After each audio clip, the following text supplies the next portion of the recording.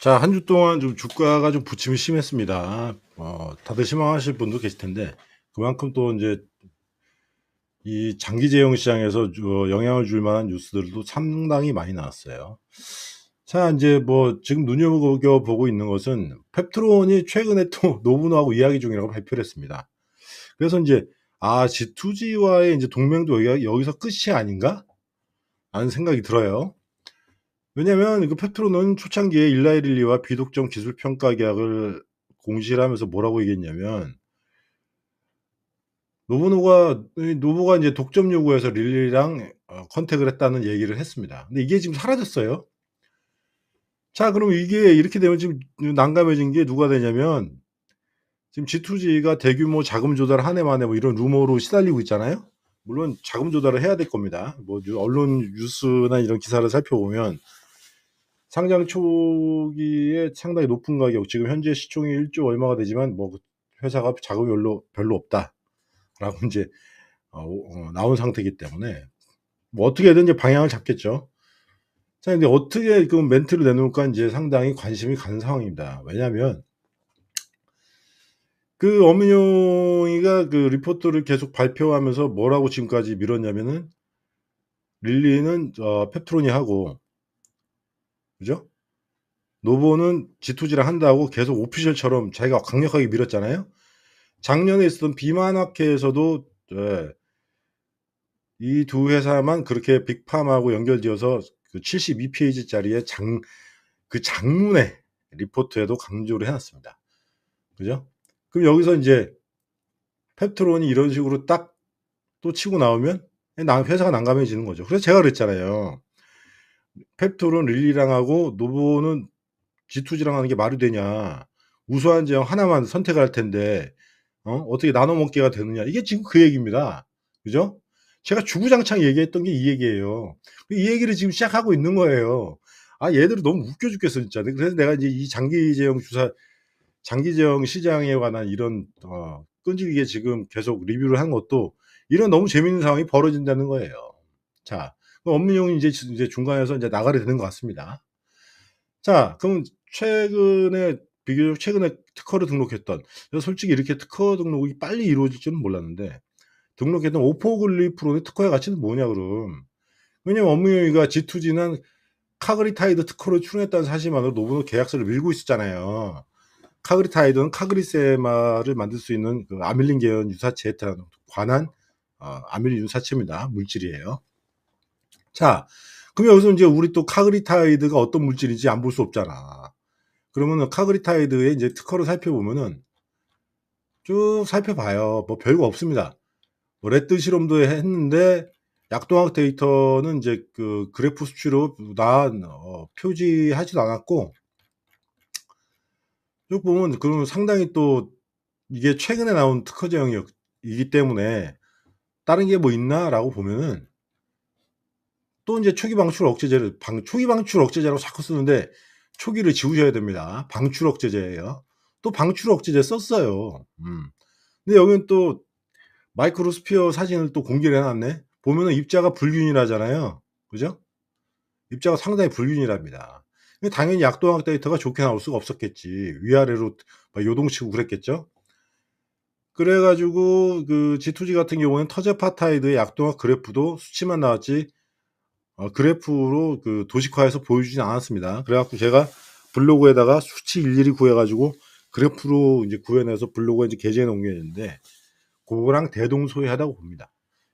별로 약이라면 쓰고 싶지 않은 그런 약동학 데이터일 거예요. 그래서 입자 사진은 웬일로 이렇게 또 솔직하게 까놨는지 모르겠네. 입자가 상당히 불균일하죠. 예, 이거는 그냥 특허를 위한 특허라고 보시면 되겠습니다. 더 이상 이제 이걸 고도화시키진 못할 거예요. 자, 이런 제형 하나, 특허 하나 냈다는 이유로 지금까지 엄미영이가 노브노 계약서를 밀고 있었던 겁니다. 그에 반해서는 오포글리 프로는 3개월에서 6개월까지 약동학 데이터를 다 지금 발표해 놨어요. 그죠? 상당히 이거는 상업적인 준비를 치밀하게 했다는 반증입니다. 그리고 이 오포글리 프로는 개발이 언제 시작됐냐면 2024년부터 시작했어요. 여러분은 이게 상당히 뭐 어떤 사람들은 뚝딱뚝딱해서 날림으로 만들었다고 생각을 하겠지만 저번에도 말씀드렸잖아요. 유한양행이 터제파타이드를 인제 라이센스 아웃하면서 일반적인 그 뭐지? 인벤티지의 그 임상에 들어가는 제형처럼 저용량, 고용량 두 가지로 지금 데이터 고도화 시켜 놨잖아요. 좀 있으면 인제 그것도 데이터 나온 지 1 년이 돼 가는데 분명히 인제 그 대동물 실험까지 나올 겁니다. 대동물 나오고 만일에 또 이제 뭐 여기서 더 첨가를 한다면 원숭이 실험까지 나오게 된다면 뭐 더 이상 인제 기술에 대한 논쟁은 여기서 이제 끝나겠죠. 음. 거기에 맞춰서 임상 중인 오포글리프론의 그 제형을 3 개월 이상 제형을 완벽하게 지금 약도학 데이터로 발표했다는 거는 상업적인 컨택을 받을 준비가 돼 있다는 거예요. 뭐 릴리가 시켜서 했네 마네 이건 별로 중요한 얘기는 아닙니다. 왜냐면 오포글리프론 같은 저분자화합물 같은 경우에는 저번에 말씀드렸지만 체중 감소율이 그 일반 펩타이드보다는 드라마틱하게 하지 않기 때문에 이거는 어차피 유지 시장으로 가면은 유지 시장에서 경구용이 주사제를 이기는 케이스가 없습니다. 예, 저번 방송에서도 말씀을 드렸지만 저랬으면 암 치료제 특히 그 남성 호르몬 억제제 같은 경우에는 그리고 남성 호르몬 갱년기 장애에 맞는 호르몬 유지시켜 주는 약물들 같은 경우에도 알약들이 다 지금 도태됐어요. 그중에서도 1 개월, 3 개월, 6 개월이 있었지만 1 개월은 거의 인제 시장이 줄어들고 있고 시장의 대부분의 매출액의 50% 이상은 3 개월, 6 개월짜리입니다. 아시겠죠? 그렇기 때문에 그 저분자 화합물 특히 경구용 비만 치료제는 장기용 주사제의 그 복약 편의성을 절대 이길 수가 없습니다. 그 호르몬 관리상에서도 그렇고 부작용도 훨씬 덜하겠죠. 그래서 인제 유지 시장에서 인제 선택받을 고런 준비를 하고 있는 걸로 보입니다. 이제 이것도 각 데이터를 비교해 보고 뭐 좋으면은 릴리가 사서 쓸 수도 있어요. 그런 식으로 상업적인 준비를 완벽하게 했다. 그리고 아스트라제네카가 인제 최근에 중국 제약회사 CSPC하고 10억 달러짜리 계약을 체결했는데 얘들은 지금 특이하게 젤 타입으로 월 1회 주사 제형을 만들고 있는 상황입니다. 근데 월 1회 제형을 확보를 하긴 했는데 이게 젤 타입이라 제가 봤을 때는 까무루스나 어센디스 파마의 약동학 파일과 그렇게 다르지 않다고 봐요. 그러기 때문에 1 세대 그 DDS보다는 이 회사가 갖고 있는 신규 펩타이드 자산에 좀 더 방점을 찍어서 어 계약을 한 게 아닌가 싶습니다. 아무튼 지금 이 비만 시장은 키트루다의 면역 항암제처럼 앞으로 엄청나게 계속 발전해 나갈 겁니다. 왜냐하면 지금 이 비만 치료제가 제형하고 각종 적응증을 늘리고 있잖아요. 그래서 이 비만 치료제로 확보하지 못한 회사는 예를 들어서 심혈관 질환에 대한 약을 갖고 있거나 어떤 치매 치료제에 대한 약을 갖고 있다. 뭐 이런 약을 갖고 있는 회사들은 비만 치료제가 없으면 그 매출이 줄게 돼 있습니다, 지금.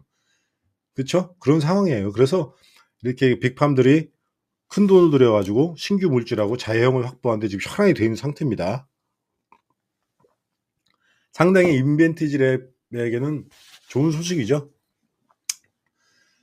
근데 인제 여기서 인제 또 인벤티지 랩에 관한 우호적인 뉴스가 아주 우호적인 뉴스라기보다는 상당히 놀라운 뉴스가 나왔는데 할로자임이 서프바이오를 또 인수했습니다. 그 5,200억 정도 들여서 인수를 했어요. 일렉트로피를 1조 3천억 원에 또 인수했잖아요. 그러면 할로자임의 서프바이오는 또 어떤 회사냐 보면은 일렉트로피와 똑같이 노즐을 이용한 분무 방식입니다. 펩트론과 거의 유사한 방식이에요. 초음파를 이용하진 않았지만 그러니까 스프레이 드라잉 방식입니다. 근데 드라잉 방식이라고 얘기하면은 스프레이 드라잉 방식은 고온에서 건조를 시키기 때문에 단백질의 그 펩타이드나 이런 면역 항원제에서 인제 그 열을 가하게 되면 그 성질이 변할 수가 있기 때문에 열에 강한 그런 물질을 주로 인제 생산을 하려고 이 회사를 인수한 것 같아요. 그에 반해서 일렉트로피 같은 경우는 건조 방식이 탈수 방식이라 단백질 변성이 좀 어 덜 일어난다라고 인제 볼 수가 있겠습니다. 이 두 회사 기술의 차이점은 뭐냐면 일렉트로피 같은 경우는 500 밀리그램까지 제형 고도화를 할 수 있고 그리고 서프바이오 같은 경우에는 지금 600이 이제 맥스라고 얘기 나왔는데 홈페이지 들어가 보니까 1000 밀리까지 1000 밀리그램까지 고농도로 고농도 제형을 쓸 수 있다고 이제 그 표기를 해 놨어요. 아무튼 용량 차이에 있어서 좀 대용량이 가능하기 때문에 두 회사를 큰돈을 들여서 인수를 하지 않았나 싶습니다. 자, 그럼 여기서 인제 보면은 여기서 인제 인벤티지 랩에 인제 이 사실을 알고 인벤티지 랩의 그 바이오플루이드를 다시 한번 들여다볼게요. 왜 다시 들여다봤느냐? 자, 볼게요 그러면. 자, 이 인벤트리 랩의 바이오플루이딕스입니다. 보면은 이 사진을 확대해서 보시면 이 파티클의 크기가 10 마이크로미터잖아요. 그럼 여기서 뭐냐면 미세 유체 칩 내부에서 이게 칩 내부입니다. 그럼 칩 내부는 어떻게 될까요? 그 관로가 일정한 굵기일 거 아니에요. 그죠? 마이크로미터 단위의 관로가 이렇게 있으면 이 안에서 농축되고 파티클을 생성하고 이렇게 건조까지 3단계 공정을 모두 수행한다고 그래요. 그러면 공정 편의도가 상당히 높은 기술이게 되겠죠? 그죠? 그럼 여기서 인제 그 점도 얘기가 이제 나오는데, 자, 그러면 일반적인 노즐을 이용한 분무 방식 같은 경우는 이론적인 파티클 크기는 10에서 30 내외입니다. 이 안에서 지금 파티클이 생성이 되게 돼요. 그럼 주사 바늘이 32 게이지인 이유가 있느냐라고 하면 32 게이지 같은 경우에는 일반적으로 그 주사를 놨을 때 미세한 통증을 느끼는 정도가 되는데 여기서 보시면 바이오플루이딕스 같은 경우에는 10 마이크로미터의 여기서 인제 예를 든 거지만 10 마이크로미터의 항체 의약품을 만들었을 때는 그 32 게이지보다 더 적은 주사 바늘을 쓸 수가 있습니다. 그러면은 거의 극미세한 바늘 주사 바늘의 크기 때문에 통증이 거의 없는 주사 약물이 되는 거예요. 아시겠죠? 자, 이런 차이가 있는 겁니다. 그럼 여기서 인제 대단한 기술이라는 걸 또 한 번 더 확인을 했죠. 자, 그러면은 일렉트로피는 이것도 인제 동물 임상 끝나고 나서 인제 1조3천억 원에 인수를 해 갔는데 지금 인벤티지 랩도 동물 랫들 실험 발표를 했잖아요. 그러면 여기서 지금 콜라보레이션이 지금 일라이 릴리하고 그 존슨앤존슨 굵직한 빅팜들하고 콜라보레이션이 돼 있었습니다. 이래서 아마 그 큰돈을 주고 샀다고 이제 볼 수가 있어요. 그리고 인제 서프바이오 같은 경우는 아직 그 개념 단계의 기술이기 때문에 이런 콜라보레이션이 아직 없습니다. 그럼에도 5천 몇백억을 주고 사 갔다는 게 중요한 거예요. 자, 그럼 보겠습니다. 그러면은 우리가 여기서 또 하나 봐야 될 게 이거죠. 자, 이겁니다. 바이오플루이딕스 기술인데 그러면은 바이오플루이딕스는 타겟은 1875 밀리까지 맥스로 가능하대요. 아까 뭐라 그랬죠? 일렉트로 젝트. 일렉트로파의 기술은 아까 500이라고 그랬잖아요. 새로 나온 게 뭐라 그랬어요? 600에서 1000까지라고 그랬죠. 근데 얘네 이론 용량이 1875까지 가능하네? 뭡니까? 이 두 회사 기술을 다 갖고 있는 거예요, 지금 이게 저기 인벤티지 랩이 이론상으로는 2.5 밀리리터 맥스지만 맥스까지 놓을 수 있고 1875 밀리까지 이론적으로 가능하다는 겁니다. 그럼 이게 이 말이 뭐겠어요? 그죠? 두 회사의 장점을 다 지금 가지고 있단 말이에요. 할로자임이 인수한 1조3천억짜리와 5천억짜리 기술의 장점을 다 갖고 있는 게 되는 거라고요, 이게. 용량의 구애를 안 받는다는 겁니다. 그죠? 자, 그럼 여기서 인제 보시면 파티클의 인제 그 균일도야 저번 시간에도 말씀을 드렸고 지금 또 얘기하지만 단일 파티클로 만들었을 경우에는 어떤 경우가 생기냐면 이런 경우가 생깁니다. 자, 그러면 이거 어떻게 이렇게 고용량인데 그 고용량임에도 불구하고 점도를 낮출 수가 있느냐. 1875 밀리까지 주사 가능 용량을 쏘는 게 왜냐면 자, 동그란 파티클이 만약에 지나간다고 봅시다. 지나간다고 봐요. 그러면은 첫 번째 더 가는 주사 바늘을 쓸 수 있는 게 뭐냐면 그 파티클이 일정하게 지나가면은 크기가 일정하기 때문에 주사 바늘이 가늘어질 수 있는데 두 번째 파티클이 일정하지 않으면 용액이 빠져나오다가 작은 파티클하고 큰 파티클이 부딪혔을 때 어떻게 되겠습니까? 노즐이 막히죠. 그러기 때문에 주사 바늘이 더 가늘어질 수가 없는 겁니다. 근데 지금 이 얘기는 마이크로 단위라는 걸 잊으시면 안 돼요. 그렇기 때문에 여기서도 주사 바늘이 이렇게 미세하게 가능한 건 마이크로 플루이딕스 일정한 파티클의 크기를 만들 수 있는 이 기술 때문에 가능한 것이고, 두 번째가 이렇게 어떻게 고용량이 가능하냐. 자, 크기가 같은 물질은 부딪히면 어떻게 됩니까? 같은 힘이 작용하죠. 그래서 서로 밀어내는 성질이 생깁니다. 근데 예를 들어서 이렇게 작은 크기와 작은 알갱이와 큰 알갱이가 있다고 생각해 봐요. 주사를 하면서 이 입자가 부딪혔을 때는 어떻게 되겠습니까? 붙으면은 한쪽에 그 스페어가 손상이 되거나 얘들이 붙으려는 성질이 강해집니다. 그래서 일렉트로피 같은 경우에는 이 입자끼리 붙는 걸 방지하기 위해서 전류를 흘려보내잖아요. 자, 그럼 전류를 흘려보내는 기술은 어디서 봤습니까? 그죠? 얼마 전에 발표한 논문 있잖아요. 인벤티지 랩의 어떤 기술입니까? mRNA 그 LNP 방식이죠. 근데 LNP는 크기 단위가 뭐예요? 나노죠. 나노 크기의 입자를 뭉침을 방지하기 위해서 그 전류를 흘려보내는 그 기술을 나노 입자에 썼단 말이에요. 그럼 나노 입자는 마이크로 입자보다 100분의 1 크기잖아요. 그러니까 이 바이오플루이딕스 같은 경우에는 나노 입자보다 크기 때문에 그런 뭐 전류를 흘려보내는 방식까지는 안 써도 충분히 저점도를 실현할 수 있었다는 얘기가 되는 겁니다. 아시겠죠? 그렇기 때문에 이렇게 이론상으로 고용량이 가능했다는 거예요. 이해 가시죠? 이런 기술로 고용량을 가능하게 만들었다라는 의미입니다. 그럼 이런 용량으로 만들었을 때는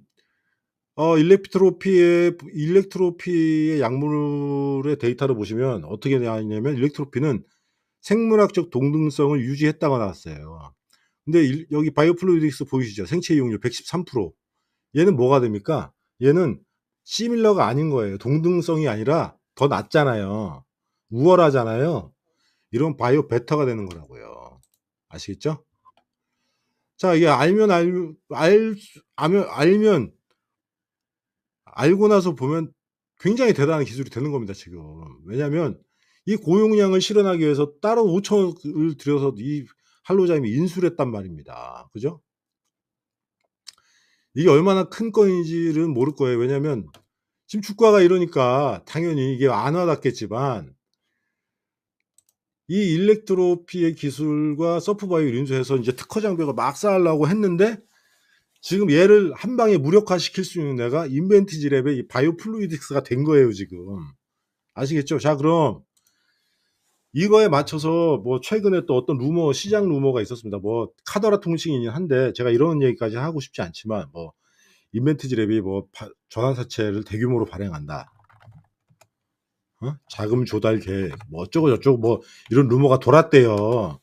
자, 그러면 이거를 지금 이게 이제 뇌피셜이긴 하겠지만 대규모 자금 조달 계획이 필요가 없을 뿐더러, 왜?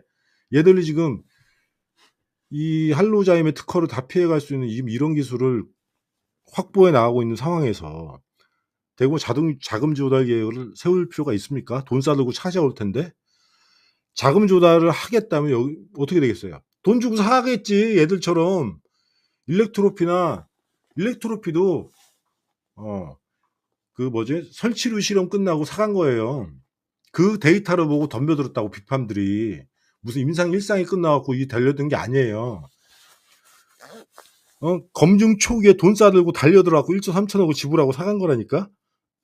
근데 이것만으로도 용량이 부족하니까 혹시나 해가지고, 왜냐면 알테오잔하고 머크한테 밟혔잖아요, 한번.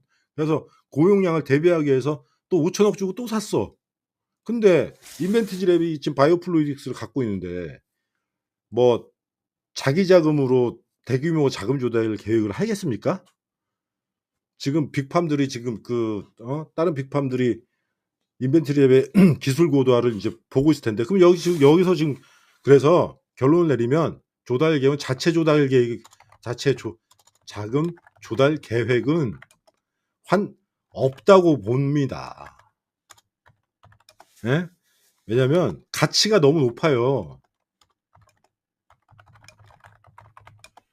자체 자금 조달 계획은 없고 외부 자금 유치는 가능하겠죠. 얘네 두 회사처럼. 그래서 저는 이거 루머라고 봐요. 자, 그럼 여기서 인제 인벤티지 랩이 좀 뭘 어떤 스케줄을 갖고 있을까 생각을 해 보면 데이터 고도화입니다. 어떤 고도화예요? 자, 여기서 이론 지금 750ml를 타겟으로 개발한다고 그랬잖아요. 720ml 타겟으로 개발한다는 것 자체가 이미 웬만한 용량은 다 커버할 수 있어요. 그럼 어떤 데이터를 좀 고도화시킬 수 있을까? 750을 넘어서는 용량에서 과연 그 바이오플루이딕스 그 레드 실험에서 인제 발표한 주사 반응의 그 다른 부위에 그 어떤 부작용이 없는지, 아니면 고점도로 점도가 높아져서 주사 바늘이 막히지 않는지, 이것만 증명하면 되는 거예요 인제 얘들은. 동물 실험 단계에서 이것만 증명하면 되는 겁니다. 왜? 이 제형 회사는 원물질을 보유하는 회사가 아니니까 원물질이 주는 부작용을 걱정할 필요가 없어요. 그렇기 때문에 이런 그 동물 임상 실험에서 이 데이터만 일정하게 보여주면 기술 수출이 빨라질 수 있습니다. 그래서 지금 아마 인벤티지는, 그러니까 지금 이런 생각도 한편으로 든 게, 제가 지금 그동안 인벤티지 랩에다가 회사에다가 바이오플루이딕스에 대한 기술 자료를 계속 보내 달라 요구를 한 게 몇 가지가 있어요. 그죠? 근데 뭐 나중에 공개하겠습니다 하는 이유가 서프바이오까지 인수한 이 마당에 몸값이 올라가서 인제 '기술 공개를 꺼릴 수도 있겠구나.'라는 생각도 드는 겁니다. 그러면 어떤 좀 그 결론적 어떤 그 결과물이 나왔을 때 공개를 하려는 게 '좀 더 자세한 결과를 공개하지 않을까.'라는 합리적인 의심을 지금 하고 있는 상태예요. 이게 지금 이 오늘 말씀드린 이 뉴스의 내용이 저번 한 주 동안에 다 일어난 겁니다. 이렇게 지금 시장이 격변하고 있어요. 아시겠죠? 자, 지금 바이오플루이딕스가 지금 상당히 각광받는 기술입니다. 그러면 인제 여기서 지금 제일 급한 애들은 뭡니까? 누가 되겠까? 자, 그럼 다른 빅팜들 말고라도 다른 회사 살펴봅시다. 삼성. 어떡할 거예요? 바이오로직스는 CDMO 회사니까 삼성이 다른 회사 하나 뒀잖아요. 삼성 SP인가? 다른 회사 SP 홀딩스인가 아마 이걸로 거예요. 얘들은 펩타이드하고 지금 뭐지? 항암제 그쪽 인제 그 머크의 특허가 끝나는과 동시에 물질 개발한다면서요. 이쪽으로 어 플랫폼 진출한다고 공언해 놨잖아요. 자, 셀트리온. 지금 할로자임 기술 뭐지? 그 히알루디나제 이거를 인제 특허가 만료된 거와 동시에 이거 하려고 딱 눈치 까고 있었는데 준비 중인데 할로자임이 머크한테 소송 걸었잖아요. 그럼 어떻게 됐어요? 글로벌 시장에 진출하는 순간 할로자임이 셀트리온에게도 특허 분쟁 소송에 휘말릴 수도 있는 거죠. 제 물질 그 할로자임의 그 인헨지라는 그 히알루디나제의 특허는 풀렸지언정 거기다 주사 속도에 뭐네 이걸 다 걸어 놨잖아요. 지금 그래 갖고 지금 알테오젠하고 지금 머크하고 소송 좀 벌이는 거 아니었어요? 그럼 얘들도 어떻게 해야 돼요? 다른 기술을 찾아야 될 거 아니에요. 다른 기술 찾지 않으면 머크 항암제 키트로다가 매출이 엄청나잖아요. 이거 누가 알테오젠 독점이거든. 그럼 이걸 회피하려는 기술을 사용해야 돼. 그럼 어디를 사용하겠습니까? 할로자임. 이거 아니면은 인벤 기술 가져가야 돼요. 아시겠죠? 지금 이런 상황입니다, 지금. 추가적인 고용량 회사를 하나 더 인수함으로써 지금 인벤의 기술 가치가 지금 1조 8천억 이상은 돼야 될 것 같은데? 이 기술 하나만으로도? 자, 지금 이 기술을 발표하고 나서, 이 기술은 인체 대상 실험이 아니기 때문에 기술 고도화 데이터 내놓는 거는 오랜 시간이 걸리지 않아요. 이건 게다가 장기 주사 제형도 아니에요. 조만간에 진짜 큰 소식이 하나 있으리라고 저는 생각하고 있습니다. 왜냐하면 이렇게 할로자임이 미친 듯이 진로되는데 다른 회사는 가만히 있겠습니까? 자, 지금 비만 치료 예제는 그렇다고 쳐요. 어차피 비만 치료제 잘 될 겁니다. 예. 뭐 초기 제형이나 이런 걸 봤을 때는 뭐 베링거 인게라임이 가져가는 건 이제 확실시 된 거고, 지난 방송에도 말씀을 계속 드리지만 비만 치료제의 제형이라는 거는 신규 회사들이 어떤 제형을 선택하냐에 따라서 더 절박한 그들이 선택하는 제형이 우수한 제형이라고 말씀드리잖아요. 근데 베링거까진 기다리기 좀 멀잖아. 언제 나올지 모르니까. 자, 지금 이 바이오플루이딕스가 예상치 않게 대마가 될 수도 있습니다. 아시겠죠? 이런 이유로 말입니다. 이런 지금 할로자임의 돈지를 보고, 예? 그리고 왜 이 회사들을 가져가는지 기술을 까보니, 그러고 나서 이런 제형, 이 제형에 관한 이 내용들을 보니까 이게 다 또 달리 보이더라는 거예요. 아시겠죠? 자, 인제는 묵묵히 인제 결과를 기다려야 될 때라고 봅니다. 지금 시가총액 껌값이에요. 일렉트로파이 1 3천억에도 못 미치는 기술입니다. 예? 이 시총 자체가 그렇게 많은 비만 제형과 SG 제형까지 갖고 있는데도 SG 제형 하나 갖고 있는 일렉트로파이의 기술을 인정받아 1 3천억에도 못 미치는 지금 상황이라는 거죠. 뭐 여기서 지금 기관이 무슨 어떤 매수를 한 해 만에, 지금 이거는 중요한 얘기가 아니에요. 단언컨대 지금 해외에서 지금 일어나는 이 일련의 사태들이 인벤티지랩에 올해 어떤 파장을 몰고 올지 저는 상당히 궁금해집니다. 저는 단언컨대 기대해도 좋다고 생각이 돼요. 바이오베터를 나타내는 이 113.77%라는 이 바이오베터를 나타내는 약동학적 파일이 엄청난 큰 돈이 되리라고 확신합니다. 단기적인 시황에 연연하지 마시고 데이터만 보고 현명하게 투자하는 인벤티지랩의 투자자들이 되시길 바라요. 올해는 단언컨대 인벤티지랩이 아마 제2 알테오젠급으로 올라가지 않을까라는 상상도 해 봅니다. 자, 오늘 방송 이만 마칩니다.